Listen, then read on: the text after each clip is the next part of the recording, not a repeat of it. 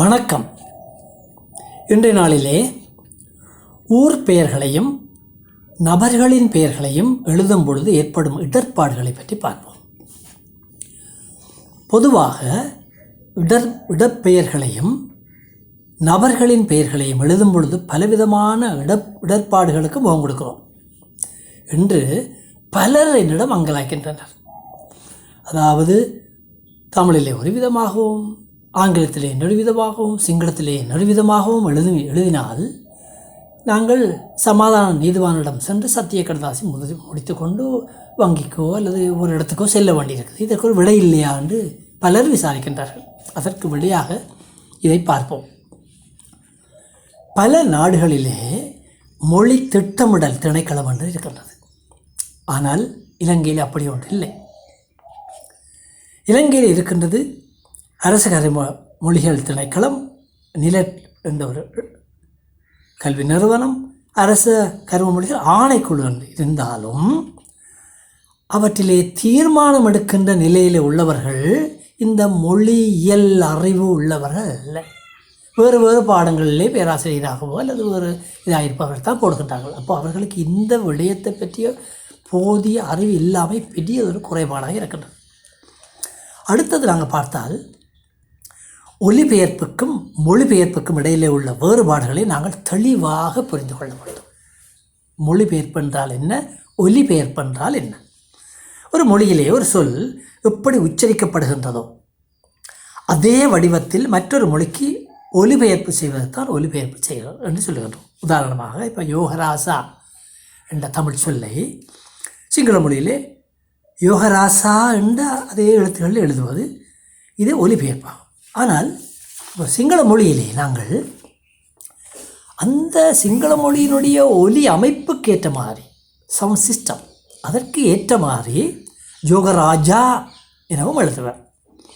ஆங்கிலத்திலே இப்போது யாழ்ப்பாணம் என்பதை யாழ்ப்பாணம் என்று சிங்களத்திலே அதே உச்சரிப்பிலே எழுத முடியும். அது ஒலிபெயர்ப்பு.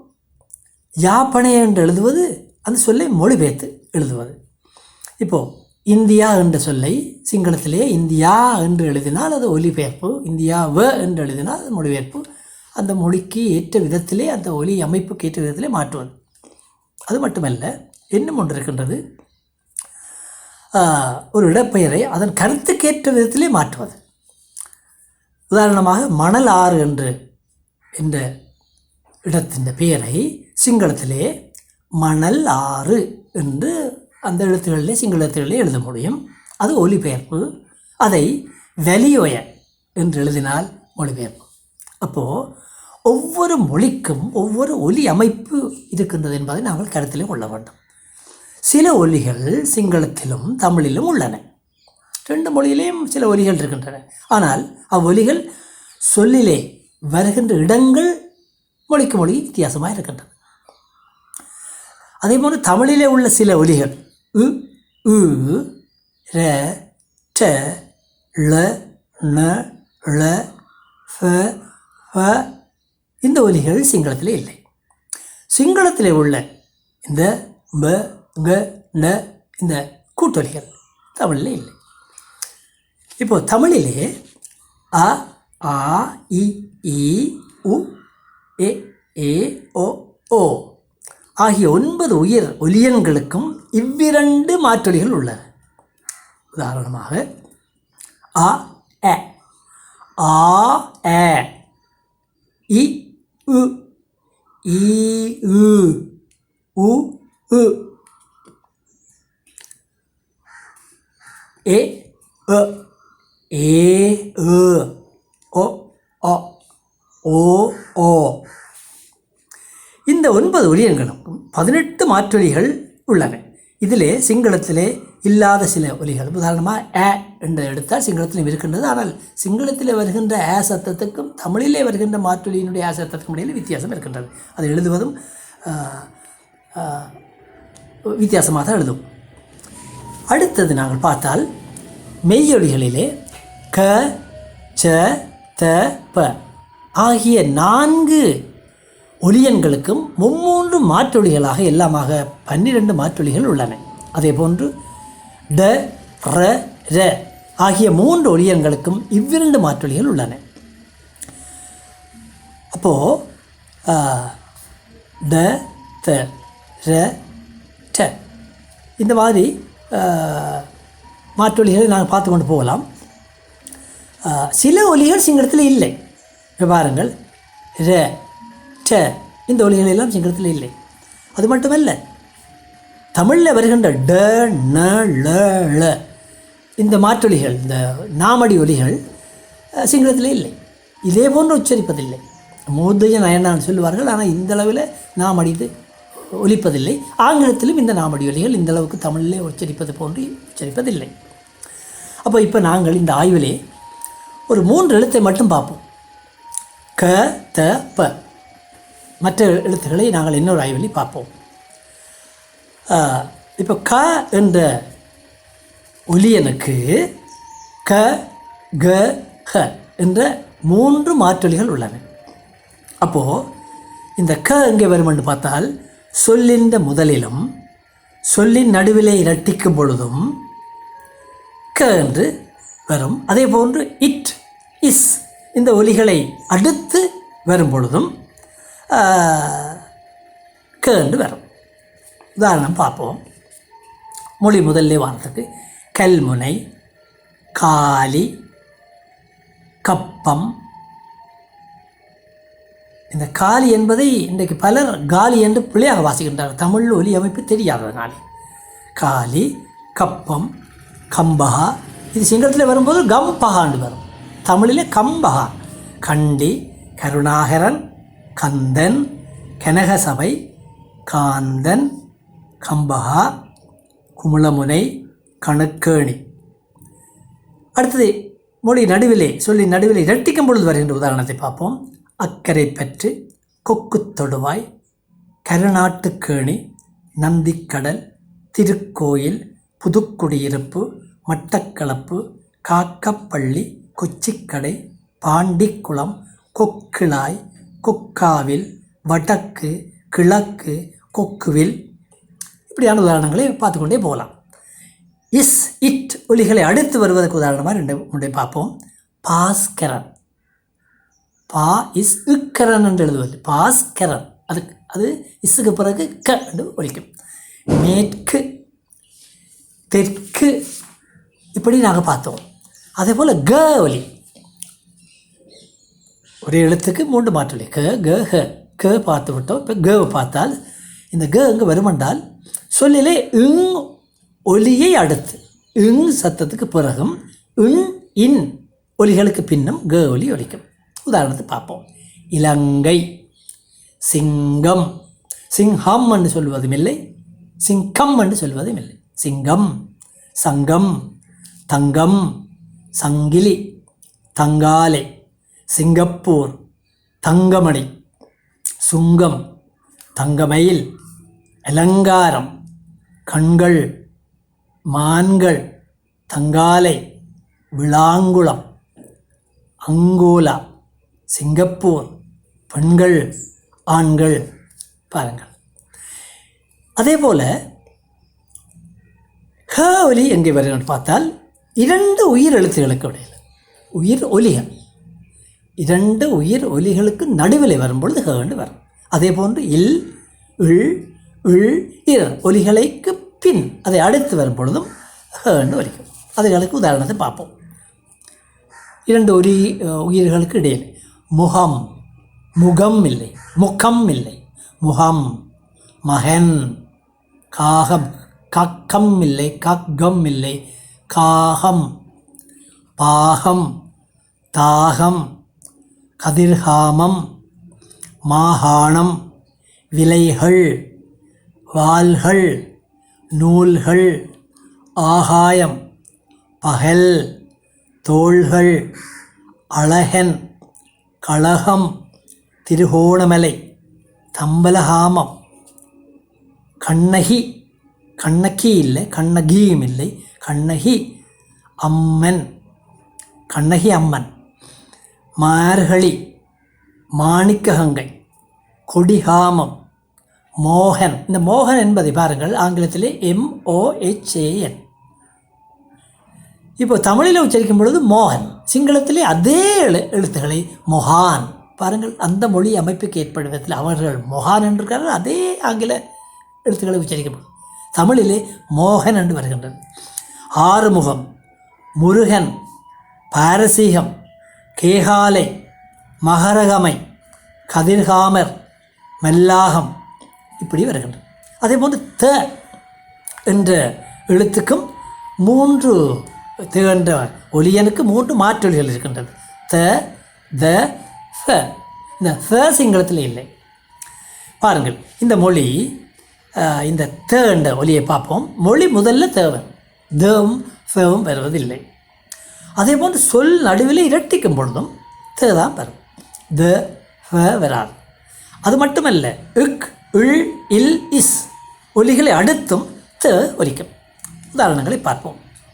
தடி, தம்பி, தகரம், திரியாய், தவரத்தினம், தேவராசா, தேவாரம், தேன்மொழி, தென்னை, தவராசா, தவமலர், திண்ணை, திருகோணமலை, தீர்த்தம், தமிழ், தம்பலகாமம், தாமரை.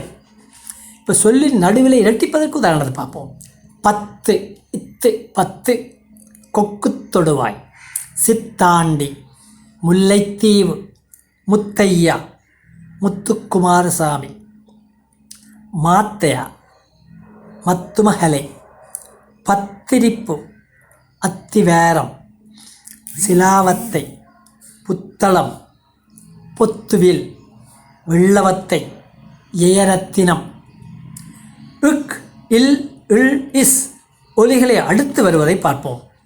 பக்தி, சக்தி, சாம்பல் தீவு, சாம்பல் இத்தீவு என்று வராது, சாம்பல் தீவு, சாம்பல் தீவு. தமிழ்துறை, செபஸ்தியர், செபஸ்தியர். அதே போல் த ஒலி வார இடங்களை பார்ப்போம். இந்த ஒலியை அடுத்து இந்த பல்லொலி, இந்த ஒலியை அடுத்து த வரும். உதாரணமாக தமயந்தி, இது சிங்களத்திலே தமயந்தி. பாருங்கள், அங்கே இந்துக்கு பிறகு த வருது. அது சிங்கள மொழி ஒலி அமைப்பில். தமிழிலே மொழி முதல்ல த வராது, த தான் வரும். அப்போ தமயந்தி, பிரசாந்தி, மாந்தோப்பு, பந்து, வசந்தன், சுகந்தன், நந்தினி, நந்திக்கடல், பாணந்துரை, கந்தளாய், வசந்தி, பேரானந்தம், வியாழேந்திரன், சுமந்திரன், இந்திரன், அந்தோனியர், அயர்லாந்து. இப்போ நாங்கள் ச ஒலி எங்கே வரும் என்று பார்த்தால், சொல்லிலே இரு ஒலிகளுக்கு இடையிலும் இ, இர் ஒலிகளை அடுத்தும் ச ஒலி வரும். இப்போ பார்ப்போம், 2 உயிர்களுக்கு இடையில் எப்படி வருது. பதவி, பதவி, மூசூர், பதம், பதம், மாதம், பாதம், காதல், பார்வதி, காரைதீவு, மூசூர், கீதா. சிங்களத்திலே கீதா, தமிழிலே கீதா.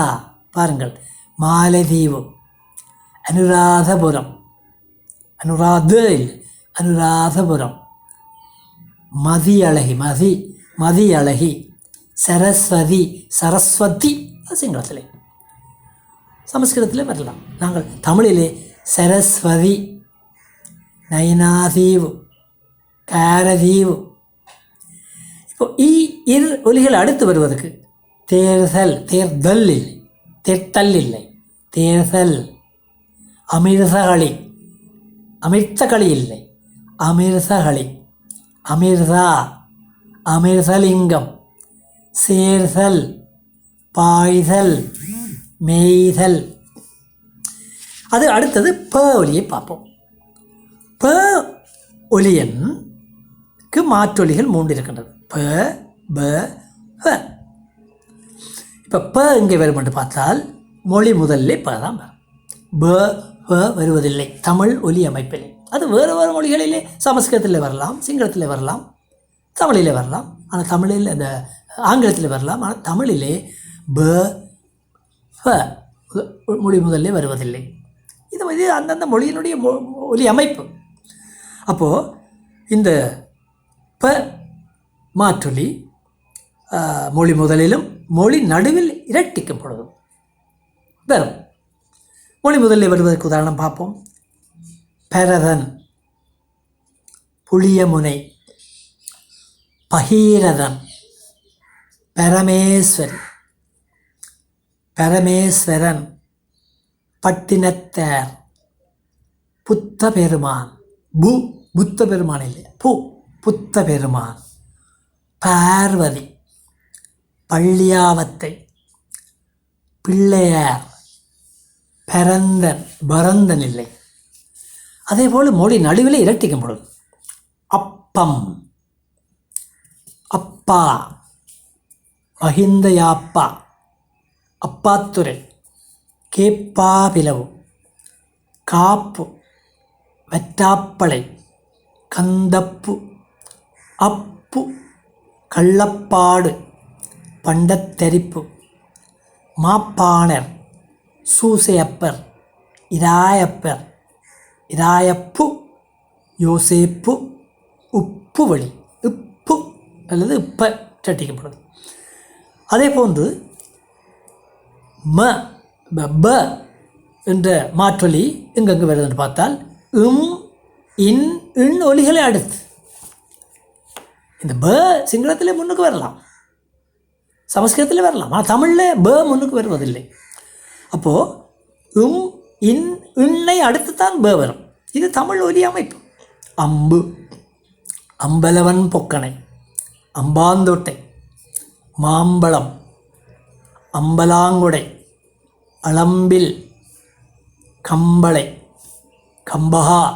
அவருக்கு இந்த இடத்துல வருது கம்பஹா, சிங்களத்திலே கம்பஹா, கம்பி, தம்பி, கும்புருப்பிட்டி, ஆம்பல், சாம்பல் தீவு, தம்பலஹாமம், அன்பு, மாண்பு, இன்னுக்கு பிறகு. அதே போல் ஃப ஒலி இது சிங்களத்தில் இல்லை. ஃப மாற்றொலி வர இடங்கள் சொல்லின் நடுவில், சொல்லின் இடையில் இரண்டு ஒலிகளுக்கு இடையில் வரும். அதே போன்று இல் ஒலிகளுக்கு பின்னாலும் வரும். உதாரணம், சிலாபம், சிலாபம் இல்லை, சிலாப்பம் இல்லை, சிலாபம். மண்டபம், மண்டபம் இல்லை, மண்டப்பம் இல்லை, மண்டபம். தளபதி, சேதுபதி, வெள்ளிபுரம். அபாயம், அபாயம் இல்லை, அப்பாயம் இல்லை, அபாயம். சிங்களத்தில் அப்பாயம், அபாயம், அபாயம், பயானக. இரத்தினபுரி, ஆபத்து, தண்டாயுத பாணி, கோபி. இது சிங்களத்தில் கோபி, தமிழில் கோபி. லிபியா, ஆபாரம், கபடம், கோபாலன். அதேபோன்று இல் ஒலிகள் அடுத்து வருவது பாருங்கள். மார்பு, சார்பு, இயல்பு, லிபியா, இரத்தினபுரி. அப்போது இந்த இதே போன்று இலங்கையிலே இந்த ஒலிகள் ஒலிக்கப்படுகிற இடங்களை பார்த்தால் கொழும்பு, நீர்கொழும்பு, சிலாபம், புத்தளம், அனுராதபுரம், புலனறுவை, அம்பாறை, மட்டக்களப்பு, திருவோணமலை, வவுனியா, மன்னார், முல்லைத்தீவு, கிளிநொச்சி, யாழ்ப்பாணம் ஆகிய பிரதேசங்களிலே இன்னும் மாறாமல் ஒலிக்கப்பட்டு கொண்டிருக்கின்றது. ஆகவே நாங்கள் ஒவ்வொரு மொழிக்கும் ஒவ்வொரு ஒலி அமைப்பு இருக்கின்றது. இப்போ அரபி மொழி அமைப்பை தமிழிலேக்கு ஏற்ற மாதிரி எழுதுவதில்லை. அது அது அது ஒலி ஒலி ஒலி மாற்றம் செய்வது. இப்போது சிங்களத்தை தமிழாக எழுதுவதில்லை, தமிழை தமிழாக எழுதுவதும் தமிழாக உச்சரிப்பதும், சிங்களத்தை சிங்களமாக எழுதி சிங்களமாக உச்சரிப்பதும், சமஸ்கிருதமாக எழுதி சமஸ்கிருதத்தை தமிழ் போல உச்சரிக்க வேண்டிய அவசியமில்லை. அதே போன்று தமிழை சமஸ்கிருதத்தை போல உச்சரிக்க வேண்டிய அவசியமும் இல்லை. தமிழுக்கென்று ஒரு ஒலி அமைப்பு இருக்கின்றது. ஆகவே நாங்கள் தமிழை தமிழாக உச்சரிப்போம். ஆக அந்த பிரச்சனை வராது. இந்த அறிவு இலங்கையில் அறிவு அட்டை இல்லை பாஸ்போர்ட் அல்லது வேறு வேறு இடங்களில் இருப்பவர்களுக்கு இந்த அறிவு தேவை. இல்லாத போனால் தான் இந்த சத்திய கடதாசி என்றாலும் இப்படியெல்லாம் முடிக்க வேண்டி வரும். இந்த அறிவுகள் நாங்கள் பரப்பப்படணும். விசேஷமாக ஆசிரியர்களுக்கும் பெற்றோர்களுக்கும் இது கட்டாயம் பரப்பப்பட வேண்டும். நன்றி, வணக்கம்.